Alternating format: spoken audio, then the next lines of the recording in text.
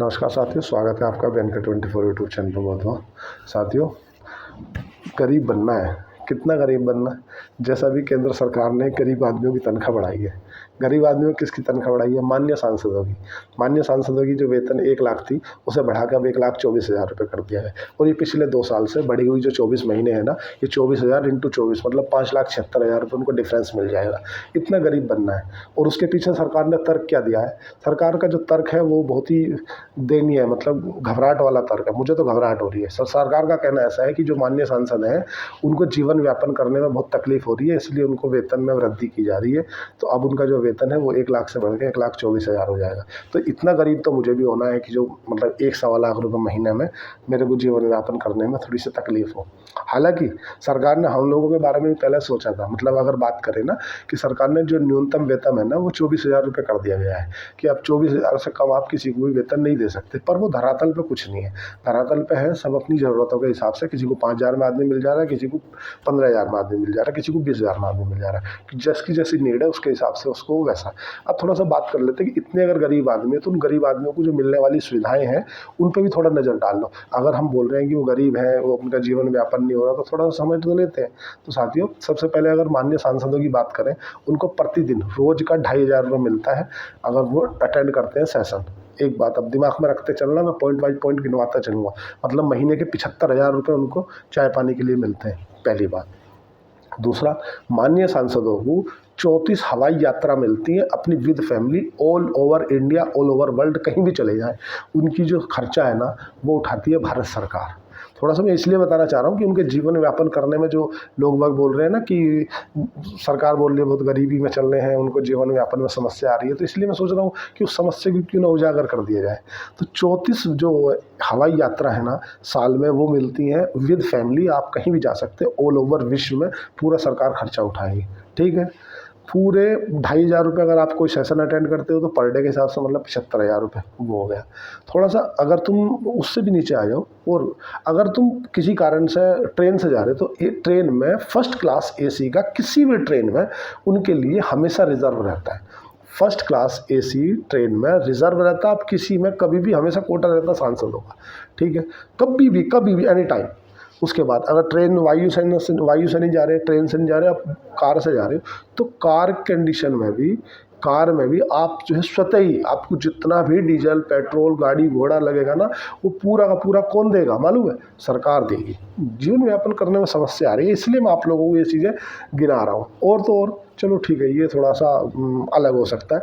अब उनके कार्यालय पे नज़र डाल लेते हैं कि यार उनका जो कार्यालय है उसको क्या, सांसदों का जो कार्यालय है ना उसके लिए खर्चा मिलता है 75,000 रुपये, मतलब 2,500 रुपये पर डे के। ठीक है, और जो निर्वाचन क्षेत्र है उसके लिए भत्ता अलग से मिलता है 87,000 रुपये प्रति महीना साथियों। और मतलब जो कार्यालय के अंदर जो फर्नीचर्स है ना उसके लिए 1,25,000 रुपये अलग से दिया जाता है माननीय सांसदों को। थोड़ा सा जीवन व्यापन करने में तकलीफ हो रही है, तो इसलिए मैं उनको मिलने वाला जो भत्ता है वो बताना चाहता हूँ। और कंप्यूटर ऑपरेटर को 50,000 रुपये उनके कार्यालय के लिए अलग से दिया जाता है। स्टेशनरी के लिए 25,000 रुपये अलग से दिया जाता है कार्यालय के लिए। ये माननीय सांसदों को दिए जाने वाले भत्ते हैं, जो कि मैं आपसे बता रहा हूँ, जो कि उनका कहना है कि भाई उनको जीवन व्यापन करने में तकलीफ हो रही है, मतलब थोड़ा सा कठिनाई भरा जीवन जी रहे हैं, तो मैं बोला क्यों ना बता दिया जाए। और पूरी फैमिली, माननीय सांसदों की पूरी फैमिली को ऑल ओवर वर्ल्ड, मतलब यहाँ भी भारत में भी कहीं भी जाकर कैसा भी इलाज करा सकते हैं, वो फ्री, प्योर फ्री, मतलब फ्री। पूरी दिल्ली की जो लुटिसन दिल्ली है, जो मेन दिल्ली है ना, उसके अंदर बंगला फ्री। जहाँ पे आप एक कमरा नहीं ले सकते 20-25 हज़ार रुपये में कमरा, वहाँ पर पूरा बंगलो माननीय सांसदों को फ्री। उसका सरकार खर्चा उठाती है ना। थोड़ा सा गरीबी में जी रहे हैं ना, तो इसलिए बताना पड़ेगा। और ऐसा ही नहीं कि पूरी की पूरी देश में नहीं, यहाँ भी आने वाले जितनी भी अगर उनके मान लो सपोज करो कोई खर्चे हैं, वे सब फ्री, उनके लिए कोई खर्चा नहीं। और तो और इससे सरकार पर एडिशनल 62 करोड़ रुपए का लोड पड़ेगा। अगर तुम ये समझो ना साथी, इन सांसदों को, जितने 543 सांसद हैं, उन सांसदों को मैनेज करने में सरकार को लगभग एक सांसद में 50 लाख रुपए साल का खर्चा आता है। अब सैलरी तो कर 25% बढ़ाई है, ये तो मोदी सरकार जी ने, मोदी सरकार के राज में जो बढ़ी है ना, ये तो भी बहुत कम है, क्योंकि 2018 में 50,000 से बढ़ा कर पी चिदम्बरम जी ने 1 लाख कर दी थी, और 1 लाख से मोदी जी ने तो फिर भी तो कम बढ़ाई है, मतलब 24,000 बढ़ाई है, मतलब 6 का 24, 4 साल में बढ़ी है तो 6%, मतलब इन्फ्लेशन के हिसाब से बढ़ी है। लेकिन इससे पहले की जो सरकारें थी ना, वो तो और भी खतरनाक थी।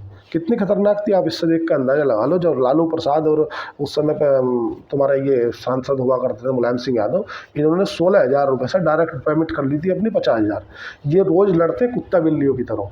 लेकिन जब तनख्वाह बढ़ाने की बात आती है तो ये क्या बोलते हैं, या तू मैं वो अलग है, इस मामले को तो पहले निपटाओ। कितनी तनख्वाह बढ़ानी, बोले 1-1 लाख, हाँ ये कर लो, वो अपन लड़ेंगे, बाद में लड़ेंगे। कभी आपने देखा कि सामान्य सांसदों को वेतन वृद्धि में कभी विवाद होते हुए? कभी, मतलब इतना बड़ा आप भी संसद को सुनते हैं, मैं भी सुनता हूँ, कभी यह अभी ने दिमाग लगाया कि यार इन लोगों ने जब भी वेतन वृद्धि होती है उसमें किसी सांसद ने विरोध किया हो कि नहीं इतना नहीं, इतना बढ़ना चाहिए, इतना। ये इस काम को पहले निपटाते हैं, मतलब वो हल्ला गुल्ला करना, हल्ला मचाना, रुक के रोले करने, वो बाद की बात है। पहले चुपचाप वेतन बढ़ा लो, अपन बाद में हल्ला गुल्ला करेंगे। फ्री सुविधा, वीआईपी ट्रीटमेंट, हेल्थ पूरी विश्व में जहाँ चाहो, बिजली फ्री, बंगला फ्री, रहना फ्री, चाय पानी का पैसा, 1.5 लाख रुपए पेमेंट, 1,24,000, और सरकार तर्क देती है कि उनको अपना जीवन व्यापन करने में तकलीफ हो रही है, इसलिए वेतन वृद्धि की जा रही है। और ये अपने आप को साथियों क्या बताते हैं मालूम है, ये जनता के सेवक बताते हैं। सब तो इतना सेवक तो मुझे भी बनना है, इतना सेवक मुझे भी बनना है जो कि 1-1.25 लाख रुपए महीना कमाऊँ, सारे खर्चे मिले, एयर एम्बुलेंस, एयर का, तुम्हारा ट्रेन का, हवाई का, सिक्योरिटी का, पर्सनल का, वो बंगले में काम करने वाले जितने कर्मचारी होते हैं सब सरकार के। गाड़ियों का डीजल के भाव नहीं पता होते इन लोगों को, सब जितना भी भराना, पेट्रोल भराओ, डीजल भराओ, जितनी बिजली फूकनी फूको, सब सरकार खर्चा करती है इनके ऊपर। और ये बताते हैं अपने आप को जनता के सेवक। माननीय सांसदों, इतना तो गरीब होना है जो सरकार ही बोले कि इनको जीवन व्यापन करने में तकलीफ हो रही है। साथियों, मैं ऐसे लोगों को जानता हूँ जो 7-8 हज़ार रुपये में अपना जीवन व्यापन कर रहे हैं, और उसमें वो बेचारे ठीक है, ज़्यादा कुछ नहीं तो बस अपना गुजारा तो कर ले रहे हैं। लेकिन ये इनको 1,24,000 में प्रॉब्लम आ रही है, और इनकी जो बढ़ने मिलने वाली पेंशन थी उस पेंशन में भी वृद्धि कर दी गई। अगर कोई सांसद था, वो सांसद नहीं है अभी, तो उसको पेंशन मिलती है, पहले मिलती थी 25,000, अब उसको वृद्धि करके कर दिया है 31,000 रुपये। भाई साहब ये बताओ, ये कौन सा युद्ध लड़ रहे हैं जो इनको पेंशन दे रहे हो आप? एक तरफ तो आप जनता का सेवक बता रहे हो, दूसरी तरफ आप इनको पेंशन दे रहे हो। आप जो सरकार जहाँ पेंशन देनी चाहिए वहाँ से पेंशन ख़त्म कर रहे हो। इंडियन आर्मी जो कि देश के लिए मरने मिटने के लिए तैयार रहती है, जो बॉर्डर पर खड़ी रहती है, तुम्हारी जो फोर्सेस हैं उनकी आप पेमेंट में कटौती कर रहे हो, उनकी आप पेंशन ख़त्म करते जा रहे हो, इन लोगों की आप पेंशन देते जा रहे हो। सरकार कुछ तो रहम करो, कुछ तो गरीब लोगों पर नज़र करो। उनकी पेंशन ख़त्म कर रहे, इनकी दे रहे, ये कौन सा युद्ध लड़ रहे भाई?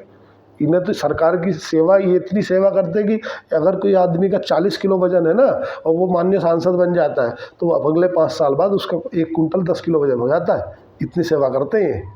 अब मैं किसी को कुछ नहीं बोल रहा क्योंकि यूट्यूब पर अपलोड होगी, तो इतना साथियों ध्यान रखा जाए। अब बात करते हैं आगे। इनकी तो भी कमी है, इन लोगों में तो भी कमी है।